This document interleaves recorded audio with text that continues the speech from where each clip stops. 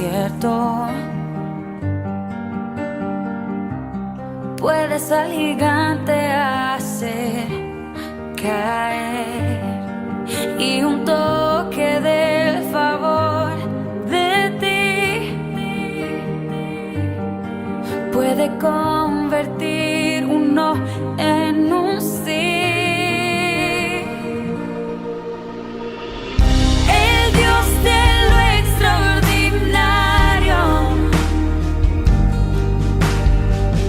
el Dios de lo inusual,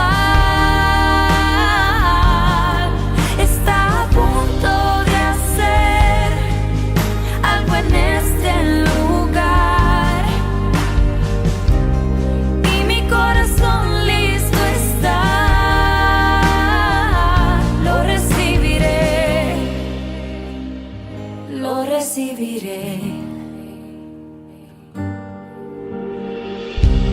Puedes llamar lo que no existe, tu poder lo hace realidad, y tu plan es mejor. Tu presencia se lleva el dolor, contigo todo es mejor. El Dios de lo extraordinario, el Dios de lo inusual, está a punto de hacer algo en este lugar, y mi corazón listo está. Lo recibiré, lo recibiré. Lo que vas a hacer, oh, te doy mi alma y corazón, te doy, lo entrego todo a ti, Señor. Hoy te doy mi alma y corazón, te doy, lo entrego todo a ti, Señor. Hoy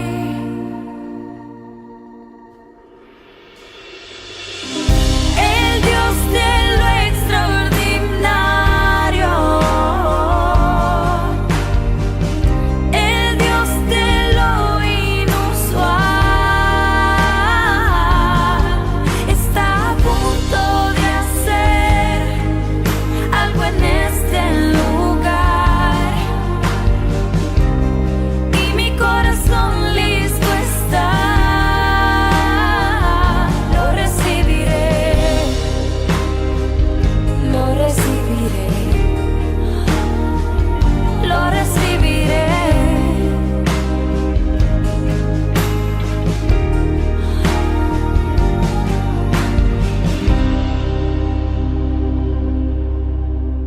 Dios te bendiga, amado hermano, amada hermana, que escuches este mensaje. Mi deseo y oración es que la gracia de Dios sea derramada abundantemente sobre tu vida, tu hogar, toda tu familia. Te invito a abrir la palabra de Dios, que nunca vuelve a Él vacía, sino que cuando la leemos, habla nuestro corazón. Vamos a leer Isaías, capítulo 35, versos del 1 al 10. Isaías 35, versos del 1 al 10, la palabra de Dios lee así: en el nombre del Padre, del Hijo y del Espíritu Santo. Se alegrarán el desierto y la soledad, el yermo se gozará y florecerá como la rosa, florecerá profusamente y también se alegrará y cantará con júbilo. La gloria del Líbano le será dada, la hermosura de Carmelo y de Sarón. Ellos verán la gloria de Jehová, la hermosura del Dios nuestro. Fortaleced las manos cansadas, afirmad las rodillas endebles. Decid a los de corazón apocado: esforzaos, no temáis. He aquí que vuestro Dios viene con retribución, con pago. Dios mismo vendrá y os salvará. Entonces los ojos de los ciegos serán abiertos y los oídos de los sordos se abrirán. Entonces el cojo saltará como un ciervo y cantará la lengua del mudo, porque aguas serán cavadas en el desierto y torrentes en la soledad. El lugar seco se convertirá en estanque y el sequedal en manaderos de aguas.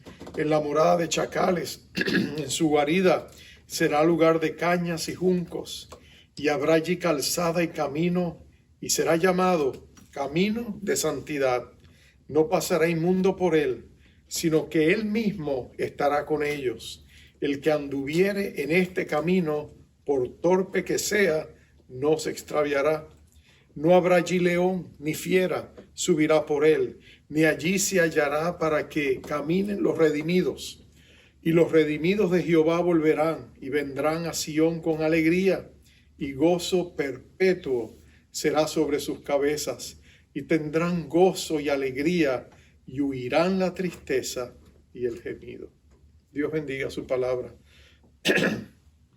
Oh Padre, qué día glorioso será ese, cuando la tristeza y el gemido se irán de nuestras vidas y escucharemos la alegría, la risa, el gozo, el júbilo, desde los niños hasta los más adultos.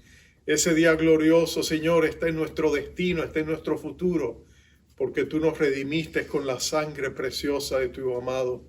Ahora háblanos a través de tu palabra, Señor, y mira los lugares de nuestra vida que quizás estén desiertos y necesiten que tú obres en ellos y los transformes en jardines y en manantiales de agua. Te lo pedimos para tu gloria en el nombre glorioso de nuestro Rey Jesucristo. Amén, amén y amén. Entre los estados de Nevada y Arizona hay una represa. Canaliza el río de Colorado. El río Colorado se conoce como la represa Hoover. Fue puesta allí para proteger de inundaciones repentinas, puesta allí también para incrementar el riego y como posible fuente de energía hidroeléctrica. Fue construida en los años 30 y por supuesto fue todo un desafío con la tecnología de ese tiempo. 89 personas murieron accidentadas en la construcción de esta represa. Así que cuando ellos la terminaron, pusieron un monumento y una dedicación a los que habían perecido, y decía así: un memorial dedicado a aquellos que murieron para que el desierto floreciera. Casi poético, ¿no es cierto? Dedicado a aquellos que murieron para que el desierto floreciera. Pero un desierto floreciente parece una contradicción, ¿no te parece? Siempre pensamos en los desiertos como estas tierras áridas donde no crece nada. Aún cuando no nos vamos al extremo, quizás el desierto de arena del Sahara, pero aún los lugares, los sequedales del mundo, las tierras áridas, como en la parte suroeste de Estados Unidos y otros lugares del mundo, incluyendo en Tierra Santa, también hay lugares intensamente secos, resecos, que se conocen como desiertos, como el desierto del Negev. Pensar en el florecimiento de estos desiertos parecería casi imposible.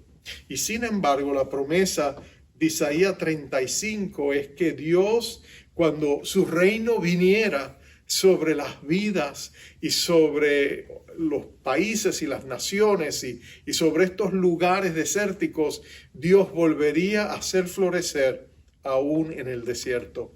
Cuando el reino de Dios viene con poder, entonces nada es imposible para Dios. Aún los desiertos se pueden convertir en jardines y los lugares más secos y resecos, los sequedales, se pueden convertir en manantiales. Esa es la promesa de Dios. Y para Dios hacer eso, en realidad, lo que está expresando aquí es que Dios puede tomar lo peor de un lugar y añadirle lo mejor de sí mismo, ¿no es cierto? Y eso aplica también a nuestras vidas. Ese es mi primer punto. Dios toma lo peor de nosotros y nos da lo mejor de sí mismo. Esa es la historia del cristianismo. Nota que Isaías lo expresa con suma elocuencia porque estaba hablando del regreso y del renacimiento de la nación judía cuando ellos regresaran del cautiverio de vuelto a su país. Él dice, sería como un renacer del desierto, porque después de 7 décadas de ausencia, ellos pensarían que era imposible que esto sucediera. Pero Dios les está diciendo, mira, si Dios es tan poderoso que Dios puede hacer florecer el desierto, ¿cuánto más Dios puede cumplir las promesas que te ha dado a ti, a mí y a su pueblo? Eso es lo que nos está diciendo. Dios puede tomar lo peor de nosotros, nuestras peores circunstancias, y transformarlas en algo hermoso y glorioso. Y Él lo hace, y es el testimonio, y podría hacerlo aún más en la vida de cada uno de nosotros si somos creyentes en Jesucristo. Jesucristo hace eso, Él es el gran jardinero. Él puede transformar nuestras vidas desérticas en lugares floridos. Recuerdo que cuando una vez visité Argentina, conocí en un lugar de retiros a las afueras de Buenos Aires, en el Gran Buenos Aires, conocí a una persona que trabajaba en mantenimiento en el lugar. Tuve la oportunidad de sentarnos un día, él estaba descansando, me senté a su lado y le pregunté, empezamos a conversar, y después de unos minutos, cuando ya había confianza, le dije, oye, ¿me puedes contar cómo conociste a Cristo? Y él me contó una historia maravillosa de la gracia de Dios, como es la historia de cada uno de nosotros cuando Cristo viene a nuestro corazón. Él había caído en la drogadicción. De hecho, su familia sufría mucho, me contó él, porque aún su esposa, sus hijos, todos habían sido afectados por su adicción. De hecho, él se había hecho ratero, robaba de donde podía para satisfacer su necesidad de drogas. Así que su esposa había aprendido a defender su cartera capa y espada, asegurarse que no dejaba dinero en ningún lugar porque podía desaparecer. Y cuando un día, un domingo, él le dijo, porque lo vio desesperado, le dijo, quiero ir a la iglesia contigo. Ella entró en pánico y le dijo, no, a mi iglesia no vas. Yo te conozco, tú vas allá para robar, agarrar algo de alguien, y esa es mi iglesia y yo me congrego. No quiero que vayas a la iglesia. Imagínate una esposa con un esposo inconverso que no quiere que él vaya a la iglesia. Pero esa era la situación que esta sierva de Dios vivía con su esposo, me contó él. Así que cuando un día él dice, voy a ir a la iglesia, él se va por su cuenta, llega a la iglesia, y tan pronto ella lo vio en la iglesia, ella le siguió como si fuera su sombra, donde quiera que él iba, allí estaba ella, porque ella no quería que él fuera a tomar algo de lo ajeno de alguna de las hermanas. Pero en un breve descuido, cuando alguien le habló por un momento, de pronto ella notó que su esposo agarró algo y salió corriendo de la iglesia. Y cuando ella trató de alcanzarlo, agarró un taxi, se fue, y ella estaba muy molesta. Más tarde una hermana dijo, ¿dónde está mi bolso? O algo así. Y de pronto ella estaba preocupada. Lo que ella no sabía es que Dios estaba enviado los sabuesos del cielo detrás de esta alma. Dios estaba detrás de este hombre. Y dice que él llegó, y tan pronto llegó a su casa, abrió lo que él pensó que iba a ser una cartera, pero en realidad era un bolso de los que las coberturas que ponen para las Biblias, las hacen muy hermosas. Entonces tenía un zipper, él la abrió y de pronto se topó con la Biblia. Y él dijo, ¿pero dónde está? Esto no es una cartera, esta es la Biblia. Y entonces empezó a buscar entre sus páginas para ver si había algún remanente del diezmo, pensaba él. Pero la encontró vacía. Pero mientras la pasaba de página a página, se encontró con un versículo y su mirada se fijó en ese verso. Y era Efesios 4:28. Y dice, el que hurtaba no hurte más, sino trabaje haciendo con sus manos lo que es bueno, para que tenga que compartir con él que padece necesidad. Y cuando él leyó ese verso, era como si Dios, el Espíritu Santo, le trajera una profunda convicción de pecado a este hombre. Dice que en ese momento todo su mundo se le vino abajo, y todas aquellas contradicciones de su mente en que él había aprendido a compartimentalizar su mente y separar unas cosas de otras, se derrumbaron esas paredes. Y de pronto él se vio ante Dios y sintió la intensa culpabilidad de donde estaba. Y de pronto se le quitó la venda de los ojos y él dijo, ¿cómo puede ser que yo haya caído tan bajo que voy a una iglesia a robar? No hay ni temor de Dios en mí. Y él se echó a llorar y allí eso le llevó a un profundo encuentro con Dios. Ese fue el comienzo. Cuando su esposa llegó, él ya estaba en otra página Y él le dijo a su esposa, mañana quiero que me hagas una cita, quiero hablar con tu pastor. Y la esposa le dice, pero estás loco, por favor. Primero vas a la iglesia y robas y ahora quieres hablar con el pastor. ¿Qué tú quieres hacer con mi vida? Y él le dijo, no, yo necesito hablar con el pastor. Y así fue, al otro día habló con el pastor y ese fue el comienzo en que Dios transformó su desierto en un jardín hermoso. Y allí estaba este siervo de Dios trabajando en el mantenimiento de este lugar, sirviendo al Señor con alegría, dándole gracias a Dios por su transformación. Eso es lo que Dios hace cuando nosotros entendemos que Dios quiere transformar nuestras vidas y Dios quiere quitar lo peor de nosotros y poner en nosotros lo mejor de sí mismo. Eso es lo que Dios hace.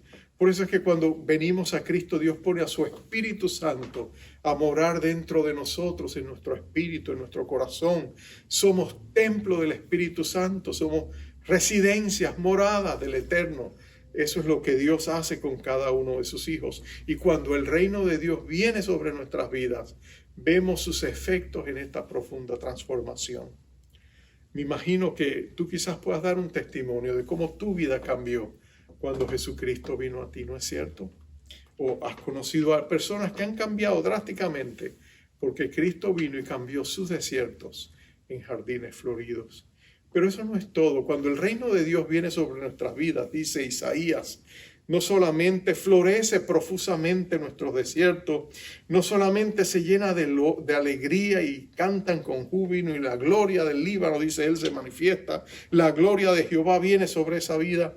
Nota que también él dice que Dios destapa nuestros sensores y receptores espirituales. Dios, mira lo que dice que él se manifiesta de tal manera que los ojos de los ciegos serán abiertos, el verso 5, los oídos de los sordos se abrirán, entonces el cojo saltará como un ciervo, cantará la lengua del mudo, porque aguas serán cavadas en el desierto y torrentes en la soledad.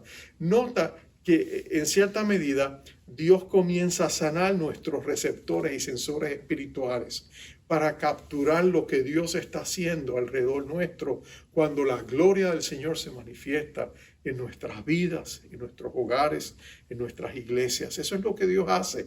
Y estamos por entrar en una era donde esto se va a magnificar en ese gran avivamiento que Dios va a traer a su iglesia, que seguimos orando y esperando y que está más cerca de lo que imaginamos. Pero eso es lo que va a pasar. Dios destapa nuestros sensores espirituales. Nosotros tuvimos un vistazo de eso en los evangelios, porque cuando Cristo vino, Él dijo, arrepentíos porque el reino de los cielos se ha acercado. Más adelante en su ministerio Él va a decir, porque el reino de los cielos está aquí. En otras palabras, Él era el rey de la gloria, Él era el rey de ese reino, y Él se movía con autoridad y poder, y Él sanaba a los ciegos, destapaba los oídos de los sordos, daba habla a los mudos. Jesucristo hizo ese milagro, pero si tú realmente miras esos pasajes donde Dios hizo esos grandes milagros, tú te das cuenta de que aunque había un efecto físico en la persona, también había un destapar espiritual de los sentidos espirituales equivalentes a los físicos, ¿no es cierto? En otras palabras, tú tienes un cuerpo físico y tienes los 5 sentidos, ¿no es cierto? Puedes ver, oír, escuchar, oler, gustar. Tienes todos los 5 sentidos que nosotros tenemos, el tacto, todo eso. Bueno, nuestro cuerpo espiritual, nuestra persona interior espiritual, también tiene sentidos espirituales. Y nosotros también necesitamos de la gracia de Dios para que nos permita ver las cosas como Dios las ve, oír las cosas como Dios las presenta, poder gustar y hablar de las cosas de Dios. Nosotros necesitamos que Dios desate de nuestras vidas todas las ataduras que nos impiden ver, las vendas que nos impiden ver lo que Dios quiere hacer en nuestra vida. En Marcos capítulo 8 hay un ejemplo donde tú ves prácticamente cómo Dios ministra no solamente físicamente a una persona, sino espiritualmente. Encontramos a un ciego que vivía en Betsaida. Betsaida es una villa pescadera que estaba al lado de Capernaum, y de Betsaida era que venía Pedro, Juan, Andrés, Santiago. Esa era la Betsaida era el lugar donde ellos habían nacido y se habían criado. Luego más tarde algunos casados se habrían mudado a Capernaum, son vecinos, están ahí pegados el uno al otro. Pero el ciego vivía en Betsaida, y cuando Jesús llega, le presentan al ciego para que lo sane. Jesús hace algo extraño. Jesús toma al ciego y lo saca de Betsaida, a las afueras de Betsaida, para entonces sanarlo. Y entonces él escupe y le toca los párpados, me imagino los ojos, y ora, impone sus manos sobre este ciego para que él vea. Y el milagro se va a hacer en dos partes. Primero el ciego va a decir, veo mejor, veo hombres, pero me parecen árboles. En otras palabras, su vista todavía necesitaba corrección, quizá estaba borrosa, pero no lograba apreciar las cosas con detalle, ¿no es cierto? Entonces Jesús vuelve a imponer las manos sobre él y ora por segunda ocasión, y entonces él es restaurado completamente.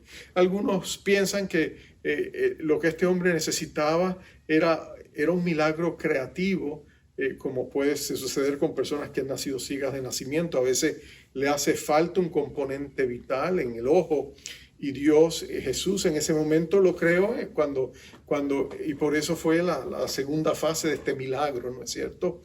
Pero sea lo que haya sido, lo cierto es interesante que después que Jesús le sana, Jesús le dice, no regreses a Betsaida, busca a tu familia, preséntate a ellos, pero no entres otra vez a Betsaida. Y la pregunta entonces, él lo sacó de Betsaida para sanarlo, no quiere que vuelva a entrar a Betsaida. ¿Qué hay en Betsaida que Jesús considera que no era bueno para este hombre? Bueno, cuando tú miras la escritura detenidamente, después hacia el final del ministerio de Jesús, Jesús habla de Betsaida en Mateo 11:21, y mira lo que él dice. Jesús está enjuiciando estas ciudades y está diciendo, ay de ti Corazín, una ciudad cercana a ella, ay de ti Betsaida, porque si en Tiro y en Sidón se hubiera hecho los milagros que han sido hechos en vosotras, tiempo ha que se hubieran arrepentido en cilicio y ceniza. En otras palabras, Betsaida tenía gran incredulidad entre los habitantes. Ellos rehusaban creer y aceptar a Jesús como el Mesías. Ellos apreciaban los milagros, pero no pasaban de allí. Y Jesús quiere remover a este hombre porque quizás parte de su problema espiritual era que estaba en una comunidad donde había profunda incredulidad. Jesús restaura su vista física, pero también hace provisión para su vista espiritual. Jesús lo protege, lo envía fuera de este entorno. Y así en otros lugares de la Escritura nosotros vemos cómo Jesús se preocupa no solamente por la necesidad física de la persona, sino la necesidad espiritual. Jesús toca al leproso y le dice que le había dicho, Señor, sáname. Él le dice, quiero que seas limpio, y Jesús lo sana. Pero ese toque tuvo un efecto no solamente físico, sino después de todo el rechazo, el abandono, la separación, el ostracismo que esta persona había tenido como solían tener los leprosos, donde eran separados, enajenados de toda la comunidad en que vivían, tenían que abandonar sus hogares, sus familias, eran considerados malditos, anatemas, porque su enfermedad era contagiosa. Le podían tirar piedras para que no se acercaran a ellos. Después de ellos ser arrancados todas las heridas emocionales, Jesús lo toca en una manera de mostrarle aceptación y amor y sanidad física y emocional a esa persona. Y podríamos seguir hablando, pero Dios quiere sanar nuestros receptores espirituales y emocionales también. Y por eso, después que Jesús dice, cuando ustedes hayan recibido ese toque de Dios, cuando sus propios desiertos hayan florecido, dice la palabra, note lo que dice, vayan y bendigan a otros. Y por eso es que Él dice, fortaleceos las manos cansadas. Interesante, las manos son símbolos de nuestra productividad, son símbolos de nuestra labor, de nuestro trabajo, de nuestro esfuerzo. Cuando nuestras manos se cansan, usualmente no es solamente cansancio físico, hay un agotamiento emocional. Y nota que Jesús dice, vayan y fortalezcan estas manos, denle ánimos, tomemos sus cargas, ayudémosle. Más adelante Él dice, afirmar las rodillas endebles. Las rodillas son símbolo de la vida de oración de una persona, de una familia, de un pueblo. Cuando Jesús le dice afirmar las rodillas, quiere decir que en tiempos adversos, cuando el desánimo debilita nuestras rodillas, necesitamos que Dios nos dé ánimo para seguir adelante, nos infunda nuevas fuerzas, nos renueve como las águilas de Isaías 40. Entonces, noten que Jesús nos dice, vayan y afirmen las rodillas endebles. Pero nota esto, también Él dice, proclamad el hecho de que Dios es justo. Él dice, porque nuestro Dios vendrá con retribución, con pago. Y cuando hablamos de eso, y en la Escritura, el tema es que Dios es justo, que Dios juzga a los que hacen bien, pero también juzga a los que hacen mal. Él recompensa a los que hacen bien, pero Él por supuesto, trae castigo a los que hacen mal, porque Dios es justo y el principio que Él ha establecido en la humanidad, en su pacto con Adán, es que cosecharemos lo que sembramos. Cosecha vientos, a mi siembra vientos, cosecharás tempestades, dice el dicho antiguo latino, ¿no es cierto? Pero nota esto, Dios nos dice, Él vendrá. Cuando su reino viene, Dios recompensa. Dios exalta al humilde, humilla al arrogante. Cuando Dios viene en su reino, Dios extiende su misericordia a los misericordiosos, pero también hace reclamo a aquellos que no lo son. En otras palabras, cuando Dios se mueve, cuando Dios actúa sobre nosotros, de pronto nuestros ojos se abren, nuestros oídos se abren y somos elevados a un nuevo nivel espiritual, porque eso es lo que el avivamiento hace, ¿no es cierto? Nos restaura, pero nos vuelve y nos eleva a posiciones más altas de las que antes conocimos. Dios se hace real. Y lo último de estas preciosas promesas que Dios nos da en Isaías 35 es que Dios nos levanta una calzada, un camino de santidad. Dios nos levanta una calzada, nos hace un camino de santidad. Es vital que tú y yo entendamos que Dios es santo. Él es 3 veces santo. El Padre nuestro es santo. El Padre celestial es santo. Jesucristo es santo. El Espíritu Santo es santo. Valga la redundancia. La palabra dice, sed pues santos, porque yo soy santo. La Biblia en Hebreos 11:6 dice, sin santidad nadie verá al Señor. Ahora, Él está diciendo que Dios va a ver un camino para que nosotros podamos alcanzar la santidad. Me encanta esa expresión cuando dice, por torpe que sea, no se extraviará. Quien anduviere en este camino, por torpe que sea, no se extraviará. Todos los que tenemos problemas y nos perdemos en nuestras propias barriadas, en nuestros propios lugares, porque tenemos mal sentido de dirección, qué bueno es saber que en este camino de santidad, por torpe que seamos, siempre podemos salir avantes, porque dice Él mismo estará con nosotros. Jesucristo dijo, yo soy el camino, la verdad y la vida. Nadie viene al Padre sino a través de mí. Cristo es el camino a Dios y eso incluye no solamente como camino de salvación, pero también como camino de santidad. Como nosotros aceptamos a Cristo por fe para hacerlo nuestro Salvador, igual tenemos que aceptarlo por fe para que sea nuestro santificador. En otras palabras, tú y yo somos incapaces de producir nuestra propia santidad. Tú y yo solo podemos hacer buenas obras que son imperfectas. Cuando tú consideras que Dios es santo, perfecto en su santidad, y su criterio es perfección, y tú y yo no lo somos, somos imperfectos, tú y yo jamás podemos ni podremos alcanzar el nivel de santidad que Dios demanda. Tú y yo somos incapaces de producir la rectitud al grado y al nivel de perfección absoluta que Dios demanda. Entonces tenemos un problema muy serio. ¿Cómo lo resolvemos? Bueno, Dios lo resolvió por nosotros. Él envió a su Hijo amado para que viniera a vivir a la tierra, para que caminara y viviera una vida perfecta humana, en completa sumisión a Dios y en completo agrado a Dios.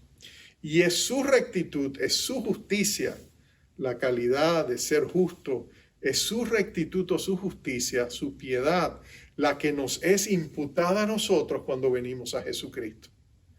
Recibimos, como decía Pablo cuando describía la armadura de Dios, recibimos la coraza de su rectitud, la coraza de su justicia. Podemos presentarnos delante de Dios porque Cristo nos viste con su santidad. Cuando humildemente reconocemos nuestros pecados y pedimos su salvación y creemos que en la cruz Cristo nos salvó, entonces nosotros somos mirados desde el punto de vista de Dios como que somos perfectamente santos. Entonces podemos venir a Dios confiadamente. Él sigue obrando en nosotros. Acuérdate que la meta de Dios es hacernos santos y sin mancha delante de Él. Entonces Dios constantemente está santificándonos. Pero como Dios es el eterno, Él está fuera del tiempo. Desde la eternidad Él ya nos ve a nosotros que hemos creído en Jesucristo como producto acabado. Porque Él sabe que la buena obra que ha comenzado en ti, que ha comenzado en mí, Él la va a perfeccionar hasta el día de Jesucristo. Pero Él la va a completar. Entonces tú y yo podemos tener esa confianza. Podemos tener la certeza, la seguridad de que Dios es el camino a la santidad. Te confieso, por muchos años yo pensaba que yo tenía que encontrar ese camino por mí mismo. Yo decía, si yo me porto mejor, si yo le digo que no a la tentación, si yo llevo una vida recta, entonces Dios me va a permitir que yo pueda hablar con Él y tener acceso a su presencia. Entonces cuando yo me portaba bien, sentía que estaba bien cerca de Dios. Cuando tropezaba o caía o me entraba un mal pensamiento, decía la palabra equivocada o hacía algo indebido, inmediatamente me escondía porque decía, no, ya yo no puedo ir ante Dios, como si todo dependiera de mis acciones, como si yo fuera responsable de producir mi propia santidad. Hasta el día en que yo descubrí, y usualmente eso es lo que sucede, hay una segunda crisis en la vida cristiana. Alberto Benjamin Simpson hablaba de las dos crisis. La primera, la crisis de la salvación cuando venimos a Jesucristo. Pero después que recibimos la salvación, no toma mucho tiempo antes de darnos cuenta de que no tenemos el poder interior para hacer lo que agrada a Dios. Y eso usualmente, inexorablemente, nos lleva a un momento de crisis donde decimos, Señor, no podemos vivir la vida que te agrada. Y ahí es donde Cristo viene y nos dice, no, tú no puedes, pero yo sí puedo. Por eso mi espíritu está en ti. Rinde tu corazón, rinde tu voluntad, rinde tu capacidad. Acepta que no puedes y deja que yo viva a través de ti. Y eso hace toda la diferencia. Es una vida intercambiada. Cristo en vosotros, esperanza de gloria. Es el Espíritu Santo obrando a través de nosotros. Pablo lo tenía muy claro. En Gálatas él dice, con Cristo estoy juntamente crucificado y ya no vivo yo, mas vive Cristo en mí. Y la vida que vivo en la carne, en este cuerpo, la vivo en la fe del Hijo de Dios, el cual me amó y se entregó a sí mismo por mí. ¿Quieres santidad en tu vida? Ve a Cristo. Él te bautizará con el Espíritu Santo y fuego. Él te hará como Él es. Él obrará en ti. Será un proceso, pero Dios seguirá obrando en ti su querer y su hacer por su buena voluntad. Nadie como Jesucristo para hacernos semejantes a Él y conformarnos a su imagen y semejanza. Así que, amados, en este pasaje, qué glorioso es saber que tu vida no tiene que ser un desierto, que tu vida puede ser un jardín floreciente por el poder de Dios cuando el reino de Dios viene sobre ti y cuando Dios se manifiesta con poder y gloria en nuestras vidas. A veces nosotros esperamos ese momento extraordinario. Pensamos que tiene que venir un momento especial cuando lo sintamos, un momento especial cuando las circunstancias sean perfectas. Entonces nos quedamos esperando largo tiempo por ese momento supremo, por ese momento extraordinario. Pero yo te sugiero algo diferente. En vez de esperar por momentos extraordinarios, ¿por qué no tomas un momento ordinario? Te presentas delante de Dios, lo aprovechas y lo haces extraordinario. Cuando venimos a Cristo y nos rendimos delante de Él, eso es lo que pasa. Un momento ordinario se hace extraordinario para la eternidad. Vamos a orar juntos y vamos a hacer de este momento un momento extraordinario. Oremos.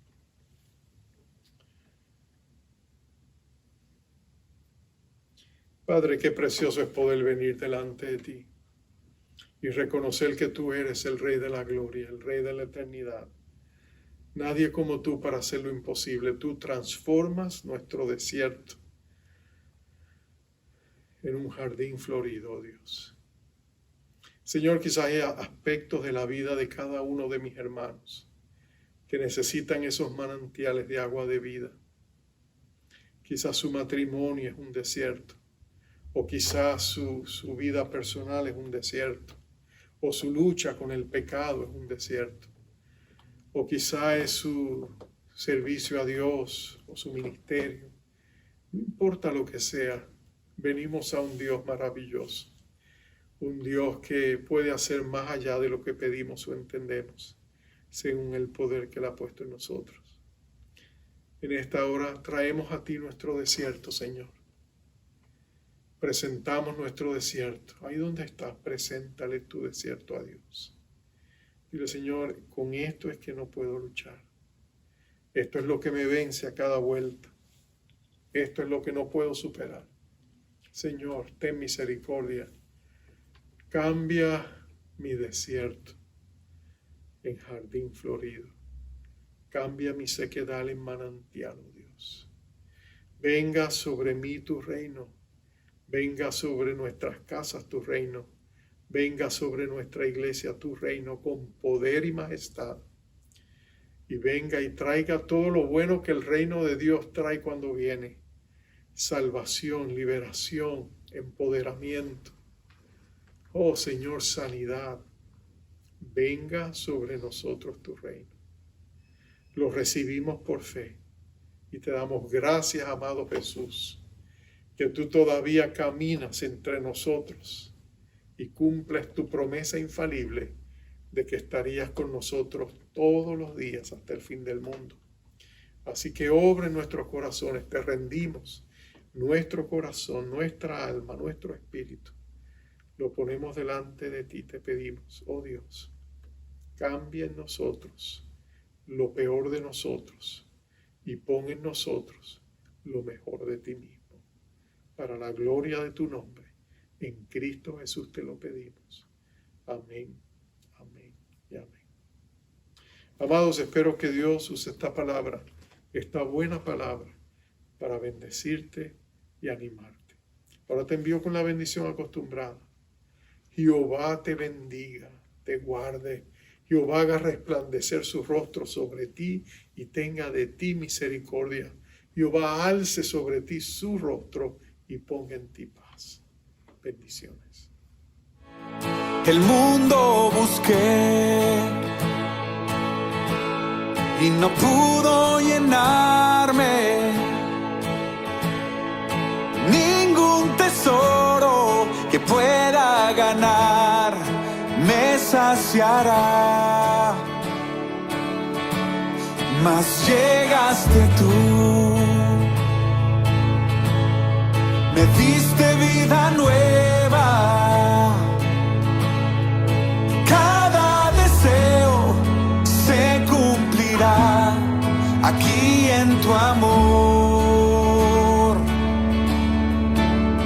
No hay nada, nada mejor, no hay nada, nada mejor, no hay nada, nada mejor que mi Dios. Vengo a ti,